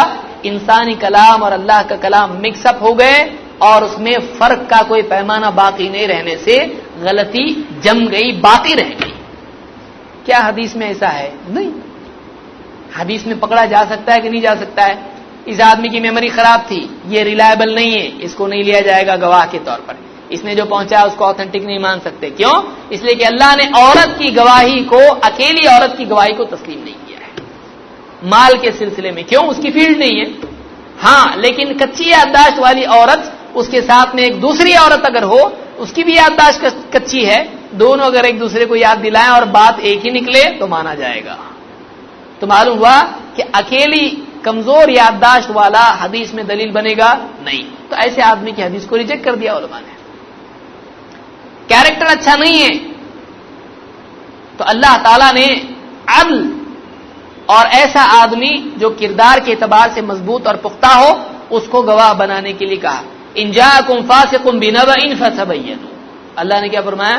اگر تمہارے پاس کوئی فاسق، کوئی ایسا آدمی جو تقوی کی صفت سے متصف نہیں ہے، جس کی زندگی میں تقوی اور پرہیزگاری نہیں ہے، ایسا آدمی اگر تمہارے پاس آتا ہے تو اس کی خبر کی جانچ پڑتال کر لو، یعنی اس کی صرف بات کو مت مانو، اس کو چیک کرو، ویریفائی کرو، ویریفائی کرنے کے بعد آتھینٹک ثابت ہو تو لو، ورنہ نہیں۔ اس سے ایک بات یہ ثابت ہوئی کہ اگر معتبر آدمی آ کے کوئی بات بولتا ہے تو مانو۔ تو نبی کی بات جو بیان کر رہے ہیں، ایک نسل سے دوسری نسل، اس سے تیسری چوتھی نسل جو بیان کر رہے ہیں، اگر یہ ثابت ہو جائے کہ وہ معتبر ہیں تو کیا ان کی بات نہیں مانی جائے گی؟ مانی جائے گی۔ شیکسپیئر نے کیا لکھا وہ مانا جائے گا، ہومر نے کیا لکھا مانا جائے گا، نیوٹن نے کیا لکھا مانا جائے گا، اور کیا کچھ نہیں، پری ہسٹورک چیزیں مانی جائیں گی۔ لیکن اگر نہیں مانا جائے گا تو کیا نہیں مانا جائے گا؟ 1400 سال پرانا جو ایک دم ہی قریب ترین تاریخ ہے جس کے بارے میں نہیں ماننے والوں نے بھی کہا کہ محمد صلی اللہ علیہ وسلم was born in the full light of history, تاریخ کی مکمل روشنی میں محمد صلی اللہ علیہ وسلم پیدا ہوئے. برٹرن رسل وغیرہ نے یہ بات کہی ہے کہ تاریخ کی مکمل روشنی میں اللہ کے رسول پیدا ہوئے صلی اللہ علیہ وسلم. یہ دوسرے مان رہے، یہ نہیں مان رہے. تو آپ دیکھیے کہ قرآن کی حفاظت کے وعدے کا لازمی تقاضا یہ ہے کہ قرآن کے ساتھ، اس کے الفاظ کے ساتھ، اس کے مفہوم اور عملی انطباق کی بھی حفاظت ہو.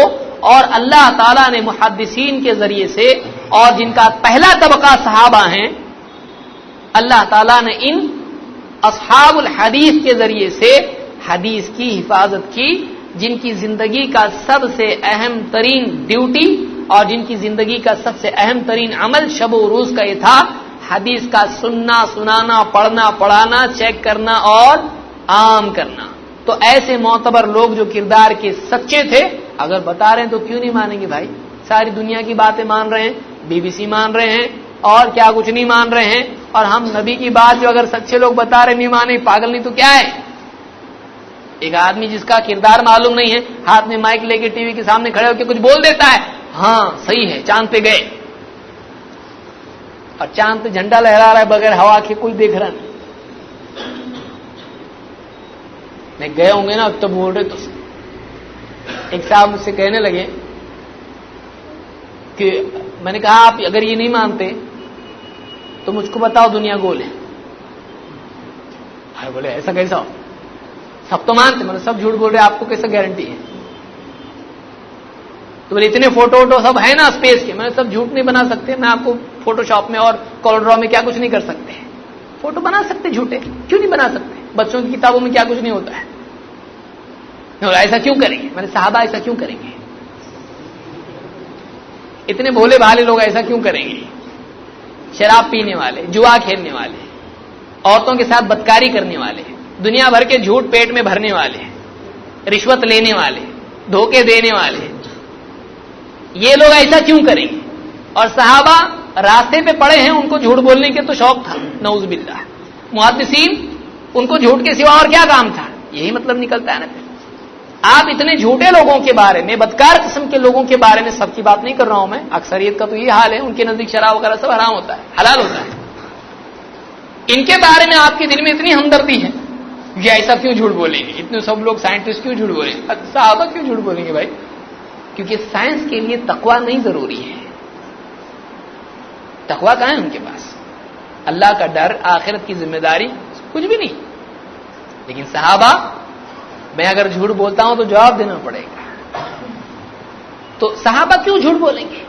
جب آپ کہتے ہیں سائنسداں کیوں جھوٹ بولیں گے، تو ہم کہتے ہیں صحابہ کیوں جھوٹ بولیں گے، محدثین کیوں جھوٹ بولیں گے؟ آپ پھر اسی استدلال پر، اسی بیس پہ کیوں نہیں مانتے حدیث کو؟ کیوں نہیں مانتے اللہ اور اس کے رسول کی بات کو؟ سوچنے کی چیز ہے نا. آدمی بچانے پہ آتا تو کتنا فراغ دل ہو جاتا ہے، اور انکار کرنے پہ آتا تو کیسا انکار کرتا ہے، پورے فلٹر دروازے سب بند کر لیتا ہے. یہ اس کو تعصب کہتے ہیں، اس کو اندھاپن کہتے ہیں. تو ہم کہتے ہیں کہ قرآن کریم کی حفاظت کا وعدہ بلا شبہ یقینی ہے، لیکن قرآن کا زمین پہ آنے کا مقصد یہی تھا کہ لوگ اپنی زندگی کے معاملات میں تفصیلی رہبری حاصل کریں، اور اس کو سمجھانے کی ذمہ داری کس کو دی گئی تھی؟ محمد عربی صلی اللہ علیہ وسلم کو. تو جب متن محفوظ ہے تو تشریح محفوظ نہ ہو تو فائدہ کیا ہے؟ ٹیکسٹ محفوظ ہے، سمجھایا ہوا جو نہیں سمجھ سکتا سمجھائے ہوئے کے بغیر، وہی محفوظ نہیں، تو پھر کیا سمجھے گا؟ تو تشریح بھی محفوظ رکھنا کیا ہے؟ اس کا لازمی تقاضا ہے. ٹھیک ہے. نمبر 2، دوسرا شبہ یہ ہے، اور یہ جو حصہ ہے کہ محفوظ ہے کہ نہیں بھائی، تو میں ایک مستقل درس اس پہ لوں گا، حدیث کی حفاظت کے لیے صحابہ اور محدثین کی کوششیں اور ان کے پیمانے. پھر میں بتاؤں گا آج کی انفارمیشن ٹرانسفارمیشن کے پیمانے. آج کی انفارمیشن جو ادھر سے ادھر جاتی ہے، لوگ مانتے ہیں، دنیا بھر میں بولتے ہیں ہاں ایسا ہوا، اس کا پیمانہ کیا ہے؟ اور حدیث کے بارے میں کتنی جانچ ہوتی ہے، اس کا پیمانہ کیا ہے؟ دونوں کا آپ کمپیئر کرو گے تو آپ کو محفوظ ہوگا کہ آج ہم لوگ جو ہے پورے فلٹر چھوڑ کے ساری انفارمیشن لے رہے ہیں، اور حدیث کے لیے تو بہت 7 سمندر پار کرنے پڑتے ہیں اس بات کے معتبر ثابت ہونے کے لیے. تو یہ زیادہ کڑا پیمانہ ہے حدیث کا. اور دوسری معلومات ایسی ہی عام ہو جاتی ہے چیک کیے بغیر. اس کی مثالیں بھی میں دوں گا انشاءاللہ. اس کے لیے مستقل ایک درس آئے گا حدیث کی حفاظت کیسے ہوئی ہے.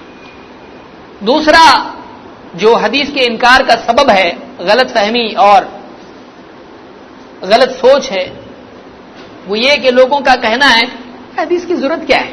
لوگوں کا کہنا ہے جو منکرین حدیث ہے وہ کہتے ہیں بھائی قرآن میں سب ہے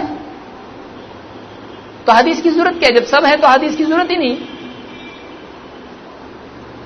اور یہ خود قرآن میں ہے کہ قرآن میں سب ہے تو اب حدیث کی ضرورت کیا ہے. دلیل قرآن کریم کی آیت ہے، سورہ الانعام آیت نمبر 38. اللہ تعالیٰ قرآن کریم میں فرماتا ہے ما فرطنا فی الکتاب من شیء، ہم نے کتاب میں کوئی بھی چیز چھوڑی نہیں ہے. دیکھو قرآن کے اندر لکھا ہوا بھائی کہ ہم نے کتاب میں کوئی چیز چھوڑی ہے نہیں. تو کتاب میں کیا ہے؟ سب کچھ ہے. تو پھر کتاب میں جب سب ہے تو پھر حدیث کی ضرورت کیا ہے؟ بولا بھلا آدمی کہے گا ہاں نا، لیکن آیت پوری پڑھیں گے تو تھوڑا سا ایک قدم واپس پیچھے. آیت کیا ہے؟ وَمَا مِن دَابَّةٍ فِي الْأَرْضِ وَلَا طَائِرٍ يَطِيرُ بِجَنَاحَيْهِ إِلَّا أُمَمٌ أَمْثَالُكُمْ مَا فَرَّطْنَا فِي الْكِتَابِ مِن شَيْءٍ. کوئی بھی جاندار زمین پر جو زمین میں ہے، یا کوئی پرندہ جو اپنے پر پھیلائے ہوا میں اڑتا ہے، یطیر بجناحیہ جو اپنے پروں پہ اڑتا ہے، مگر ہر ایک کی امت ہے جیسی تمہاری ہے. یعنی ان کی بھی کیا ہیں؟ امتیں ہیں تمہاری طرح. یہ گروہ گروہ میں رہتے ہیں، اور ہر آدمی جانتا ہے چاہے ہرن ہو یا بکریاں ہوں ریوڑ کی شکل میں یا پرندے ہوتے ہیں، سب ایک ساتھ میں جیتے ہیں. ان کی ایک سوسائٹی، ان کا ایک معاشرہ ہوتا ہے. ما فرطنا فی الکتاب من شیء، ہم نے کتاب میں کوئی چیز چھوڑی نہیں ہے. اب بتائیے اس میں زمین پر کنگارو کا ذکر قرآن میں کدھر ہے؟ اگر یہ آیت قرآن کے بارے میں ہے تو اللہ نے کیا فرمایا؟ ہم نے کتاب میں کوئی چیز چھوڑی نہیں ہے. جتنے بھی زمین پر جاندار ہیں یا ہوا میں اڑنے والے پرندے ہیں، ہم نے سب کا تذکرہ کر رکھا ہے. اگر ہے اس کا مطلب یہ قرآن میں، تو قرآن میں کنگارو کا ذکر کدھر ہے؟ اور قرآن میں اگر پرندوں کا ہے تو قرآن میں کئی پرندے ہیں جن کا ذکر ہے، طوطے کا ذکر ہے نہیں. کتنے پرندے جن کا ذکر ہے؟ طوطا، مینا، چیل، کوا، کتنے چیزوں کا ذکر ہو. کوے کا تو ہے غراب، لیکن چیل کا ذکر کہاں ہے؟ اور کئی ایسے پرندے ہیں جن کا ذکر کہاں ہے. تو کیا یہ مطلب ہے اس کا؟ یہ کون سی کتاب ہے پہلے یہ تو سمجھو. کتابیں کئی ہیں، ایک وہ کتاب جو قرآن ہے، ایک وہ کتابیں جو پہلے بھی نبیوں کو دی گئی تھی وہ بھی کتابیں تھیں، ایک لوح محفوظ بھی ہے، ایک کتاب اعمال نامہ بھی تو ہے. کتابیں کئی ہیں. یہاں کون سی کتاب مراد ہے؟ یہاں قرآن کا لفظ تو نہیں آیا ہے. تو کتاب سے مراد کیا ہے؟ کتاب سے مراد یہاں پر کیا ہے؟ لوح محفوظ ہے. اگر کوئی آدمی اس سے قرآن مراد لیتا ہے تو پھر بتاؤ ہم کو یہاں پہ شعر کا تذکرہ کدھر ہے؟ یہاں پر یہ مراد نہیں ہے. تو دنیاوی اعتبار سے کائنات میں جتنی چیزیں ہیں یہ ایک کتاب میں لکھی جا چکی ہیں. وہ کون سی کتاب ہے؟ لوح محفوظ ہے، جس میں سب کچھ لکھا گیا ہے، جس میں سب کچھ لکھ دیا جا چکا ہے. اس سے مراد قرآن نہیں ہے. تو اس آیت سے قرآن مراد لے کے یہ استدلال کرنا کہ قرآن میں سب کچھ ہے، استدلال صحیح ہے نہیں. اگر ہے سب کچھ ہے تو بتا ہم کو، پھر بتا ہم کو. کئی سوالات ہم پوچھیں گے جانوروں کے بارے میں، ہم کو ہونا چاہیے. بیکٹیریا کا کہاں ذکر ہے؟ قرآن میں بیکٹیریا ہے نہیں ہے. اور کئی مچھلیوں کا ذکر ہے نہیں ہے. کیکڑے کا ذکر ہے پانی میں نہیں ہے. کتنی چیزیں پانی میں ان کا ذکر نہیں ہے قرآن کے اندر. تو یہ وہ چیز نہیں ہے، یہ وہ کتاب نہیں ہے. تو اس سے وہ دلیل پکڑنا بھی صحیح نہیں. اور ایک دلیل ہمارے پاس ہے، وَنَزَّلْنَا عَلَيْكَ الْكِتَابَ. اب تو قرآن آ رہا ہے. وَنَزَّلْنَا عَلَيْكَ الْكِتَابَ تِبْيَانًا لِكُلِّ شَيْءٍ. وَنَزَّلْنَا عَلَيْكَ الْكِتَابَ تِبْيَانًا لِكُلِّ شَيْءٍ. اور اے نبی ہم نے آپ پر قرآن نازل کیا، ہم نے آپ پر کتاب نازل کی. ظاہر بات ہے محمد صلی اللہ علیہ وسلم پر کون سی کتاب نازل ہوئی؟ لوح محفوظ تو نازل نہیں ہوئی. کون سی کتاب نازل ہوئی؟ قرآن. تبیانا لکل شیء، جو ہر چیز کو کیا کرتی ہے؟ بیان کر دیتی ہے. تو اب تو ماننا پڑے گا کہ قرآن ہے جو ہر چیز کو بیان کرتی ہے.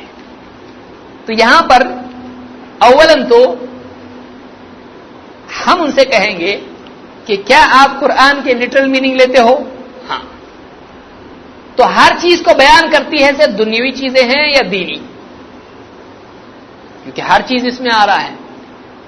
وہ کہیں گے نہیں دنیاوی نہیں ہے، دینی ہے. اگر وہ کہہ رہے ہیں دنیاوی بھی آتا ہے اس میں، تبیان لکل شیء، تو ہم کہیں گے بھائی کمپیوٹرز کی ٹربل شوٹنگ کیسے کرتے ہیں قرآن میں؟ یا گھر کیسے بناتے ہیں؟ آٹا کیسے گوندتے ہیں؟ نہیں ہے. پیڑ کیسے لگاتے ہیں؟ نہیں ہے. تو کہیں گے نہیں اس میں دنیا کا نہیں ہے، اس میں کائے کا ہے؟ دین کا ہے. تو جیسے آپ نے ایک فیلڈ چھوڑ کے ایک فیلڈ چنی، جبکہ قرآن میں ہی کیا ہے؟ ہر چیز. تو آپ نے ہر چیز سے کیا کیا؟ کہا نہیں ہر چیز نہیں، دین کی چیز دنیا کی نہیں. تو آپ نے ہر کو کیا کیا؟ کاٹ کے آدھا آدھا کیا کہ نہیں کیا؟ اللہ نے تو آپ کو نہیں کہا تھا کہ ہر کو آپ دو ٹکڑوں میں تقسیم کرو، دنیا کا دین کا. لیکن آپ نے کیا کیا؟ اپنی عقل سے کہا کہ نہیں اس سے مراد دین کی چیزیں ہیں، دنیا کی نہیں. تو اگر ہم دین کی چیزوں میں کہیں کہ قرآن واضح کرتا ہے، تفصیل نہیں دیتا ہے، اس کو یاد رکھیے. تبیان کا کیا مطلب ہوتا ہے؟ جس سے فرق کرنا آ جائے. حق اور باطل میں فرق کرنے کے لیے قرآن کافی کتاب ہے. کفر کیا ہے، ایمان کیا ہے، حق باطل کا فرق کرنے کے لیے کہ یہ سیدھا راستہ ہے، یہ غلط راستہ ہے، جس کو اللہ نے الفرقان کہا ہے.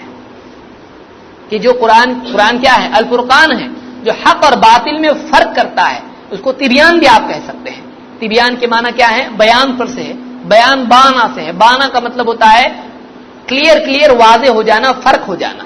یہ روشن ہے، یہ اندھیرا ہے، یہ اچھا ہے، یہ برا ہے، یہ صحیح، یہ غلط ہے، یہ حق ہے، یہ باطل ہے. تو وہاں تک تو ٹھیک ہے، لیکن حق کی تفصیل قرآن میں سب نہیں ہے. ایک صاحب پوچھنے لگے قرآن میں سب ہے کہ نہیں ہے؟ یہی انکار حدیث والے حضرت. میں نے کہا قرآن میں نصیحت کے لیے سب کچھ ہے، لیکن احکام کی پوری تفصیل نہیں ہے. اور کیا بول رہے ہیں آپ؟ میں نے کہا قرآن میں اللہ تعالیٰ نے ایک آیت ذکر کی، اللہ نے کیا فرمایا؟ رسولوں پر تو ایمان لانا ہے نا سب. قرآن میں اللہ نے رسولوں کی پوری لسٹ بھی نہیں دی ہے. اللہ نے کیا فرمایا؟ وَرُسُلًا قَدْ قَصَصْنَاهُمْ عَلَيْكَ مِنْ قَبْلِ وَرُسُلًا لَمْ نَقْصُصْهُمْ عَلَيْكَ. اور رسول جو پچھلے رسول ہیں ان میں سے ہم نے کئی ایک کا تذکرہ آپ کے سامنے بیان کیا ہے جو اس سے پہلے گزر چکے. اور ایسے بھی رسول ہیں جن کے واقعات، جن کا قصہ ہم نے آپ سے بیان نہیں کیا ہے. تو معلوم ہوا کئی رسول تھے جن پر ایمان تو لانا ہے، لیکن ان کے قصے بیان ہوئے قرآن میں نہیں. تو رسول دینی حیثیت سے تھے، ان کی ساری تفصیل بھی قرآن میں نہیں ہے. کیونکہ کئی رسول اللہ کے آئے، لیکن کیا قرآن میں تمام رسولوں کی تفصیل ہے؟ نہیں ہے. تو اس سے معلوم ہوا قرآن میں سب کچھ کہنا غلط بات ہے. ہاں قرآن میں جملہ یاد رکھیے، قرآن میں اجمالاً سب کچھ ہے، تفصیلاً سب کچھ نہیں ہے. یاد رکھیں گے اس کو، اتنا یاد رکھیے آپ. اجمال کس کو کہتے ہیں؟ ان شارٹ قرآن میں سب ہے، لیکن ان ڈیٹیل قرآن میں نہیں ہے سب کچھ. اللہ نے کہا رسول کی مانو، اور رسول کو سب کچھ ڈیٹیل دے دی. تو اللہ نے دیا کہ نہیں دیا؟ دیا. تو رسول کی مانو ایک مین حکم دے دیا اجمالی، اور رسول کو تفصیل سکھا دی، اور رسول کو ساری تفصیل بتا دی. اب رسول صلی اللہ علیہ وسلم اس حکم کے تابع قرآن کے احکام کی تفصیل سمجھاتے ہیں. تو اللہ نے سب کچھ دے دیا، قرآن میں اجمالاً دیا کہ نماز قائم کرو، اقیم الصلاۃ اقیم الصلاۃ لدلوک الشمس. قرآن میں اجمالاً حکم دے دیا گیا. وَأَتِمُّ الْحَجَّ وَالْعُمْرَةَ لِلَّهِ. حج اور عمرہ اللہ کے لیے پورا کرو. اللہ نے حکم دے دیا، یا اور بھی کئی حکم دے دیے، لیکن وہ حکم کیسے دی اللہ نے؟ اجمالی، ان شارٹ دیے. اس کی ڈیٹیل کس کو دی؟ اللہ کے رسول صلی اللہ علیہ وسلم کو. تو قرآن میں اللہ نے اجمالاً سب بیان کر دیا، لیکن اس کی تفصیل کس کو دی اللہ نے؟ محمد رسول اللہ صلی اللہ علیہ وسلم کو. تو اللہ نے شریعت پوری دی، لیکن اجمال قرآن میں ہے اور تفصیل کیا ہے؟ حدیث میں ہے. سمجھ میں آ رہی بات؟ تو اس اعتبار سے ہم کہیں کہ نصیحت کی ساری باتیں قرآن میں ہیں، لیکن شرعی احکام کی تفصیل ہر چیز کی قرآن میں ہے نہیں ہے. اب آگے آؤں گا میں انشاءاللہ کہ انکار حدیث پہ کیا مصیبتیں آتی ہیں.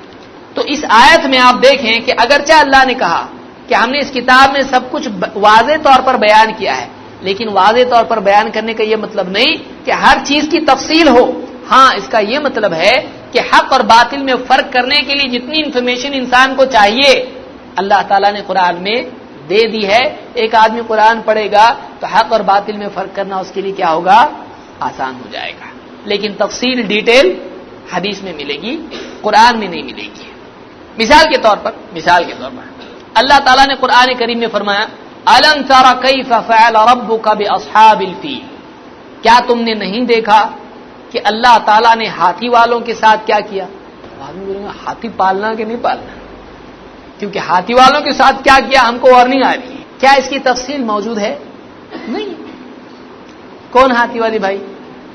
تو سب جانتے ہیں کہ آؤٹ آف قرآن یہ انفارمیشن ہے کہ ابرہا اور اس کا لشکر آیا تھا اور وہ چاہتے تھے کہ اللہ کے گھر کعبہ کو ڈھائیں.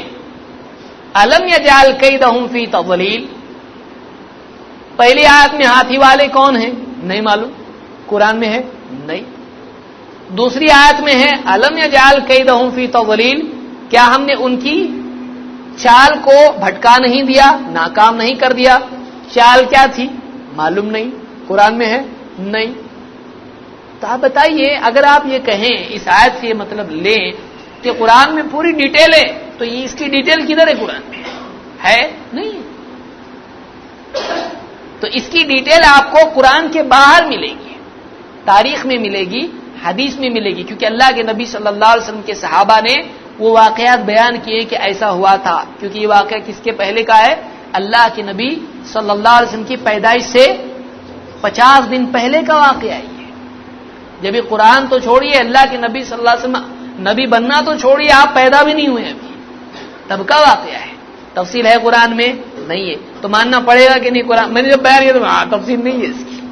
اس لیے میں نے کہا کہ قرآن میں ہر چیز کی تفصیل نہیں ہے، اجمالاً بیان کیا. ان شارٹ بتایا نا اللہ نے ہاتھی والوں کے ساتھ کیا کیا، لیکن ڈیٹیل بتائی نہیں بتائی اللہ نے. پھر کہیں ڈیٹیل کی ضرورت تھی تو نبی کو بتایا، کبھی ڈیٹیل کی ضرورت نہیں تھی تو نہیں بتایا. مثلا آدم علیہ السلام نے جس پیڑ سے کھایا تھا، کون سا پیڑ تھا وہ بتایا. موسیٰ علیہ السلام کا عصا کون سی لکڑی کا تھا؟ ساگوان کا تھا. کون سا تھا؟ کیونکہ لکڑی والے کو اس میں انٹرسٹ ہو سکتا ہے کہ وہ کون سی لکڑی کا عصا تھا. تو اس طرح سے کئی باتیں جن کی ضرورت نہیں ہے کہ ایک آدمی کو اصل مورل اور اصل لیسن لینا ہوتا ہے، وہاں پر بعض ڈیٹیلز کی ضرورت نہیں ہوتی ہے. جیسے ہم کہے کوئی آدمی صاحب کسی کو نصیحت کرتے ہوئے کہے کہ ایک آدمی تھا، دیکھو ایسا ہی لاپرواہی سے زندگی گزارا، شراب پیتا رہا، یوں کرتا رہا، اور اس کے پھیپھڑے بھی خراب ہو گئے، اس کے گردے بھی خراب ہو گئے، یوں ہو گیا. دیکھو آخری زندگی میں مصیبت ہو گئی اس کے لیے. شراب نہیں پینا چاہیے، ورنہ آخر وہ آدمی کون تھا؟ اس کا نام کیا تھا؟ اس کا ایڈریس کیا تھا؟ کون سی کمپنی میں کام پہ تھا؟ کون سی شراب پیتا تھا؟ اب یہاں ڈیٹیل کی ضرورت ہے نہیں ہے. یہاں پر کیا ہے؟ اصل مورل لینا ہے کہ اس ایک آدمی ایسا تھا اور ایسا کرنے سے ایسا ہوا. ڈیٹیل کی ضرورت ہے؟ ڈیٹیل سے کچھ نصیحت میں فرق آنے والا ہے کہ نام معلوم ہوا تو زیادہ نصیحت ملتی نہیں. اسی لیے اللہ تعالیٰ نے بعض واقعات میں تفصیل کو کیا کر دیا؟ چھوڑ دیا. اصل واقعہ جو اس کا لیسن ہے اس کو لینا ہے، نہ کہ تفصیل میں کھو جانا ہے. کیونکہ تفصیل میں کھونے سے واقعے کی عبرت ختم ہو جاتی ہے، دھیان دوسری طرف چلا جاتا ہے، اصل لیسن پہ نہیں رہتا ہے. تو اللہ تعالیٰ نے کئی باتیں قرآن میں ڈیٹیل بیان نہیں کی. اس لیے جو آدمی کہتا ہے کہ قرآن میں ہر چیز کی پوری پوری تفصیل ہے، غلط بولتا ہے، کیونکہ کئی باتوں کی تفصیل قرآن میں نہیں ہے. اس سے قرآن میں کوئی کمی ہوتی ہے؟ نہیں. اس سے قرآن میں کوئی کمی نہیں ہوتی ہے. کیونکہ اللہ تعالیٰ نے یعنی کائنات کو پیدا کیا، قرآن میں اللہ نے بتلا دیا، آسمان اور زمین کو پیدا کیا. پھر آسمانوں میں کون کون سی گیسز ہیں اللہ نے نہیں بتایا، نائٹروجن کتنے لیول پہ ہے، ہائیڈروجن کہاں کہاں ہے، اور اسی طرح سے الیکٹرون اور پروٹون اور یہ کچھ اللہ نے نہیں بتایا. ضرورت ہے اس کی نہیں ہے. اور بھی اس سے زیادہ انفارمیشن ہے، اللہ کو معلوم ہے سب کچھ، لیکن اللہ نے ہم کو نہیں بتایا. کیوں؟ خام خواہ کی ان کو مصیبت کیوں دی جائے؟ جس معلومات سے ان کے تقویٰ کا تعلق نہیں ہے، ان کی آخرت کا تعلق نہیں ہے، اس معلومات کا بوجھ ان پہ لوڈ کیوں ڈالا جائے؟ اللہ نے آسانی کے لیے بہت ساری چیزیں نہیں بتائی. تو اللہ تعالیٰ نے بہت کچھ قرآن میں نہیں بھی بتایا. قرآن کی ان آیات سے یہ مطلب لینا کہ قرآن میں سب کچھ ہے، یہ غلط ہے. یہ کیا ہے؟ یہ غلط ہے. تو اللہ تعالیٰ نے جیسا یہ سب کچھ نہیں بتایا اور آپ یہ میننگ لیتے ہو کہ قرآن میں سب کچھ ہے، ہاں دنیا کا نہیں ہے، ڈیٹیل بہت ساری نہیں ہے، آیات میں تو سب کچھ ہے نا، تو آپ نے عام کو خاص کیا نا، آپ نے لمیٹڈ دین کے لیے کیا نا، ہم اس کو اور بھی لمیٹڈ کریں تو پرابلم کیا ہے؟ لمٹ کرنے کا حق آپ کو ہے، ہم کو نہیں ہے. ہم کہیں اجمالاً سب کچھ ہے لیکن کچھ تفصیل نبی کے بھی پاس ہے. آپ کہیں کہ قرآن میں کچھ دنیا کے بارے میں نہیں ہے، دین کے بارے میں ہے، تو آپ جب اس میں سے خاص و عام کر سکتے ہو، اس میں سے حد بندی کر سکتے ہو، تو ہم حد بندی کیوں نہیں کر سکتے ہیں؟ سمجھ میں آ رہی بات؟ جو لوگ اس فیلڈ میں ہیں ان کو آسانی سے سمجھ آ رہا ہوگا، لیکن بعض اوقات یہ عموم اور خصوص اور اس طرح کی ساری چیزیں ہیں، بعض لوگوں کی سمجھ میں نہیں آئیں گی. بیسیکلی اس درس کا جو اصل ٹارگٹ آڈینس ہیں وہ لوگ ہیں جو سر ٹکرا رہے ہیں منکرین حدیث سے. ان کو یہ برابر سمجھ میں آتا ہے. کچھ لوگوں کو نہیں سمجھ میں آتا ہے تو میں معذرت چاہوں گا کہ جن کی سمجھ میں یہ قاعدے وغیرہ اور تفصیلی باتیں نہیں آتی ہیں وہ اس کو سنیں، کبھی نہ کبھی کام آئے گا، کبھی نہ کبھی آپ کو کام آئے گا. تو یہ دو باتیں آج کے درس میں نے بیان کی. انشاءاللہ اس کے آگے ان کے اگلے اعتراضات، شبہات، غلط فہمیاں، اخطاء، غلط پیمانے، غلط سوچ کا طریقہ، اس پہ اگلے درس میں ہم انشاءاللہ گفتگو کریں گے. سبحان اللہ بحمدہ، سبحانک اللہم و بحمدک، اشہد ان لا الہ الا انت، استغفرک.